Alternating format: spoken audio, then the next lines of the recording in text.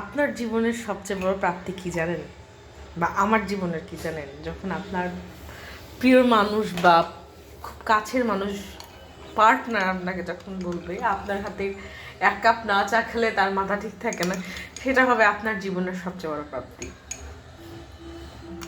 যেমন সেটা আমার সাথে হয়।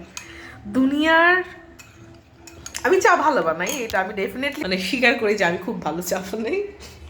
বাড়ির লোকজন সবাই বলে আমি খুব ভালো চা বানাই। তো আমি নিজেও জানি আমি খুব ভালো চা বানাই। তো আমার জামাই দিনের মধ্যে যে কত কাপ চা কফি খায় তা গুণে শেষ করা যাবে না। তারপরেও তার দিন শেষে এসে আমার হাতের এক কাপ চা তার খেতেই হবে। সে রাত 12টা হোক, 1টা হোক, ভোর রাত হোক, তারও এক কাপ চা খাওয়া লাগবে। তো সেদিন গত সপ্তাহে, এখন তো ঠান্ডা, অতিরিক্ত ঠান্ডার জন্য বাসা থেকে বেরোচ্ছিলাম। তো বের হয়েছিলাম, বের হয়ে ওদেরই একজন কলিগ বলছে চলেন রাজীব ভাই চা খাই, আমরা সবাই ছিলাম।